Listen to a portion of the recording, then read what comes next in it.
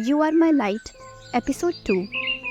अगले दिन सुबह हिमाचल प्रदेश के किन्नौर शहर के मिंकला गांव में एक लड़का अपनी मजबूत बाजुओं से लकड़ियों को ऐसे काट रहा था जैसे कोई चाकू से फल काट रहा हो, और दूर बैठी एक लड़की उस लड़के को लकड़ियां काटते हुए लगातार देखी जा रही थी। तभी वहां दूसरी लड़की आकर उस लड़की से पूछती है, पिंकी कितना ताड़ेगी उसे, रहने भी दे अब।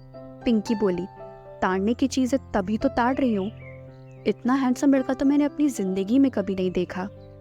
फिर दिव्या भी पिंकी के पास जाकर बैठ जाती है और उस लड़के को देखकर बोलती है, वैसे बात तो तू ठीक ही बोल रही है, हैंडसम तो है।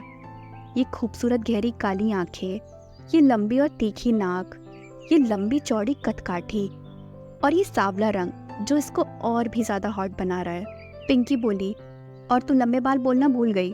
दिव्या बोली, मुझे लंबे बाल लड़कों पर पसंद नहीं है, इसलिए मैंने नहीं बोला। तभी दूर से एक औरत चिल्लाते हुए आती है, पिंकी कहाँ मर गई तू, आज तेरी खैर नहीं। कभी इस लड़की के पैर एक जगह नहीं टिकते हैं, जब देखो तो इधर उधर घूमती रहती है। उस औरत को आता देख दिव्या घबराते हुए बोली, ओ शिट, मैं तो तुझे बताना ही भूल गई कि आंटी तुझे बुला रही थी। पिंकी जल्दी से उठते हुए बोली, मम्मी ने मुझे सब्जी लाने के लिए बोला था, लेकिन मैं भूल गई, क्या करूं, इसे देखकर तो मैं खुद को भूल जाती हूँ, तो सब्जी कहाँ से याद रखूंगी। दिव्या बोली, जल्दी भाग वरना आंटी आज तेरे साथ साथ मेरा भी कचूमड़ बना देंगी। और इस तरह दिव्या और पिंकी दोनों वहाँ से भाग जाते हैं और पिंकी की माँ उन दोनों के पीछे भागते हुए बोलती है, रुको तुम दोनों, आज मैं तुम दोनों को छोड़ूंगी नहीं। वो लड़का लकड़ियों को काट कर अपने घर आ जाता है। करीबन 35 साल की एक लड़की घर में आते हुए उस लड़के को देखकर बोलती है, तुम आ गए विक्रांत। वो लड़की विक्रांत के सामने खाने की प्लेट रखते हुए बोली, ये लो खाना खा लो। विक्रांत पहले प्लेट को घूरता है, उसके बाद गुस्से में खाने की प्लेट को फेंकते हुए बोलता है, मुझे ये घास फूस नहीं खानी है। तुम्हें समझ नहीं आता कि हम शाकाहारी नहीं है, मांसाहारी जीव हैं।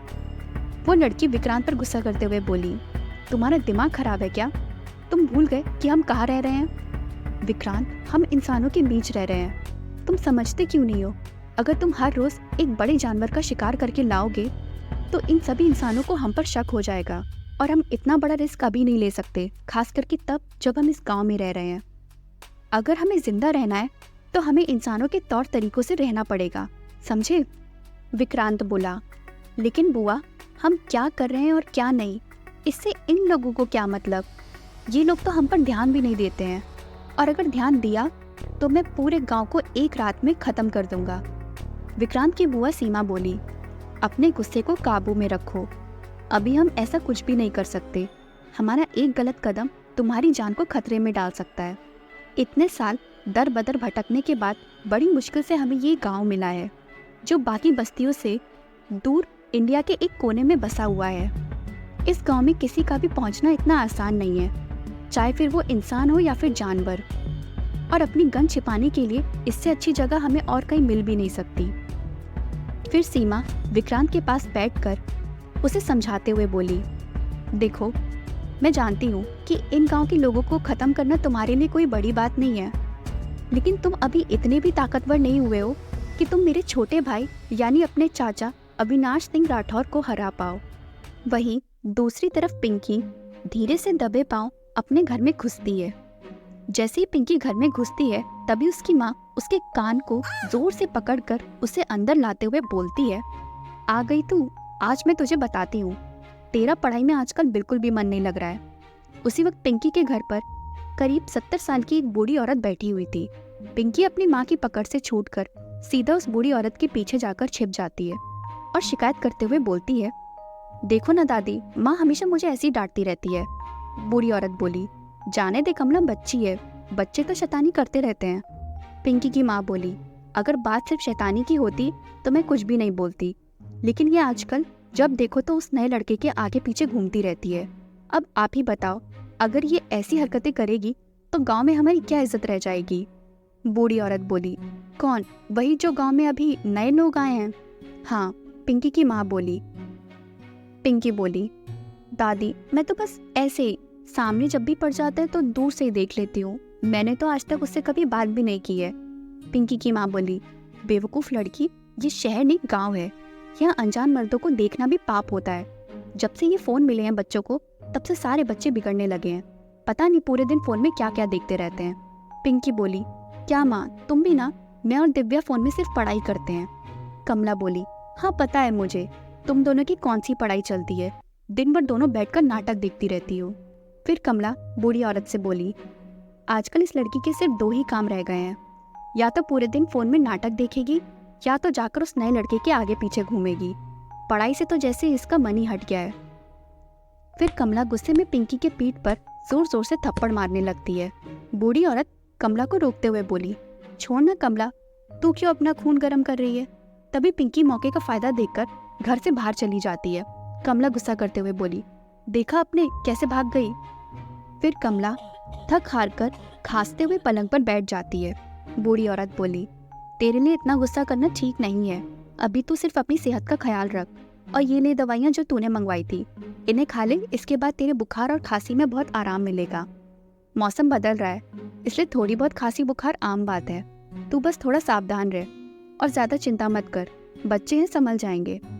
कमला बोली, मेरी आधी बीमारियों की जड़ तो ये लड़की है, पता नहीं कहाँ से ये शैतान पैदा हो गई है। वहीं दूसरी तरफ करीब रात के 2 बजे विक्रांत बहुत ही धीरे से अपने बिस्तर से उठता है और फिर धीरे से कबर्ड खोल के बैग में कुछ कपड़े भरने लगता है। फिर विक्रांत धीरे कदमों से घर के बाहर जाने लगता है। तभी घर की लाइट जल जाती है और लाइट जलते ही विक्रांत अपनी जगह रुक जाता है। सीमा बोली, इतनी रात में और वो भी इस तरह, कहाँ जा रहे हो तुम? सीमा को इग्नोर करके विक्रांत वहाँ से जाने लगता है। तभी पीछे से सीमा आती है और विक्रांत को उसके गले से पकड़कर दूर फेंक देती है। सीमा का अटैक इतना ज़्यादा स्ट्रांग था कि विक्रांत सीधा दरवाज़ा तोड़ते हुए घर के बाहर जाकर गिरता है। फिर सीमा गुस्से में घर के बाहर जाती है और विक्रांत को उसका कॉलर पकड़कर उसे घर के अंदर घसीटते हुए लेकर आती है। सीमा के एक अटैक से विक्रांत की हालत इतनी ज़्यादा खराब हो जाती है कि वो ठीक से अपनी जगह से उठ भी नहीं पा रहा था। फिर सीमा विक्रांत को चेयर पर बैठाकर उसे रस्सियों से बांधते हुए बहुत ही गुस्से में बोली, मैंने कितनी बार तुम्हें बोला है कि मुझे ऐसे इग्नोर मत किया करो। इस वक्त सीमा की आंखें गुस्से में चमकते हुए नीले रंग की हो गई थीं। सीमा आगे बोली, मैं तुमसे बड़ी हूँ और कई गुना ज़्यादा ताकतवर भी, और हमारे समाज में कमज़ोरों को कोई हक नहीं है अपने से ताकतवर को इग्नोर करने का। अगर तुम्हारी जगह कोई और होता तो कब का मैं उसकी जान ले चुकी होती, लेकिन तुम मेरे प्यारे भाई के बेटे हो, इसलिए अभी तक जिंदा हो। लेकिन अगर जल्दी तुमने अपनी हरकतों को सुधारा नहीं ना, तो हमारा ये खून का रिश्ता भी तुम्हें बचा नहीं पाएगा, समझे? अब बताओ, कहाँ जा रहे थे इतनी रात में? विक्रांत गुस्से में सीमा को घूरते हुए बोला, क्या आपको सच में ऐसा लगता है कि ये चंद रस्सियाँ मुझे इस कुर्सी पर बैठने पर मजबूर कर सकती हैं? सीमा बोली, मैं जानती हूँ कि तुम्हारी ताकत के सामने ये रस्सियाँ कुछ भी नहीं है, लेकिन तुम्हारी ताकत इतनी भी ज़्यादा नहीं है कि मेरे रहते तुम इस घर से एक कदम भी बाहर निकाल पाओ। फिर सीमा अपनी शक्तियों का इस्तेमाल करते हुए अपनी नीली आंखों से विक्रांत की आंखों में देखकर पूछती है, विक्रांत कहाँ जा रहे थे तुम? विक्रांत जोर जोर से हंसने लगता है और हंसते हुए बोलता है, बुआ जी, आप ये बात अच्छे से जानती हैं कि आपकी ये शक्ति मुझ पर काम नहीं करेगी, आप मुझे मैनिपुलेट नहीं कर सकती। सीमा एक जोर का घूंसा विक्रांत के मुंह पर मारती है और बोलती है, मैं नहीं जानती कि ये पावर तुम पर काम क्यों नहीं करती है, लेकिन इसका मतलब ये बिल्कुल भी नहीं है कि मेरी और शक्तियाँ तुम पर काम नहीं कर सकती। इसलिए सच सच बताओ, अगर तुम्हें उस गुफा में वापस नहीं जाना है तो? विक्रांत अच्छे से जानता था कि वो सीमा से लड़ाई में जीत नहीं पाएगा, इसलिए विक्रांत ना चाहते हुए भी नजरें चुराते हुए बोलता है, वो बस मैं कुछ ओमेगास को मारने जा रहा था। सीमा समझ जाती है कि विक्रांत झूठ बोल रहा है। सीमा बोली, लगता है तुम्हें सच में उस गुफा में जाने का बहुत मन कर रहा है। विक्रांत चिल्लाते हुए बोला, ये बार बार आप मुझे गुफा में जाने की धमकी मत दिया करो। ठीक है, मैं बताता हूँ, मैं अविनाश के पीछे जा रहा था। ये सुनते ही सीमा फिर से एक जोर का घूंसा विक्रांत को मारती है और जोर जोर से हंसने लगती है। सीमा हंसते हुए बोली, तुम अविनाश को मारने जा रहे थे? तुम्हारी अभी इतनी औकात नहीं हुई है कि तुम मुझे यानी एक ओमेगा को हरा पाओ, और तुम एक अल्फा को मारने जा रहे थे? तुम्हारा दिमाग तो ठिकाने पर है ना? विक्रांत बोला, मैं उसे अमावस वाले दिन ख़त्म करने वाला हूँ, क्योंकि उस दिन वो सबसे ज़्यादा कमज़ोर होगा।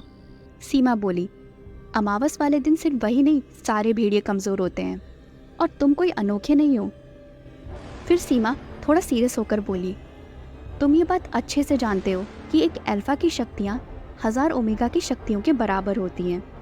फिर चाहे अमावस की रात हो या ना हो, अगर एक अल्फा ने चाह लिया ना, तो तुम उसकी आंखों में आंखें डालकर देख भी नहीं पाओगे। इसलिए मेरी सलाह यही है कि पहले खुद को इतना ताकतवर बनाओ, उसके बाद अविनाश के पीछे जाना, अगर तुम्हें अपनी जान प्यारी है तो। फिर विक्रांत सीमा का ध्यान भटका देख रस्सियां खोलकर भागने की कोशिश करता है। सीमा तुरंत विक्रांत को पकड़ती है और उसे एक ड्रिंक पिला देती है। उस ड्रिंक को पीते ही विक्रांत कमजोर होने लगता है और फिर बेहोश हो जाता है। विक्रांत को देखकर सीमा बड़ी हैरानी से सोचती है, इतने सालों से मैं इसके साथ रह रही हूँ, लेकिन आज तक मैं ये बात पता नहीं कर पाई हूँ कि इस पर हर शक्तियों का असर होता है सिवाय एक शक्ति के, और वो है मैनिपुलेशन। मैनिपुलेशन यानी वशीकरण। हम भेड़ियों की दुनिया में एक रूल है, कोई भी ताकतवर भेड़िया अपने से कम ताकतवर भेड़िए को आसानी से अपने वश में कर सकता है और उसके मन की बात उसके मुंह से निकलवा सकता है। तो फिर ये रूल विक्रांत पर काम क्यों नहीं करता है?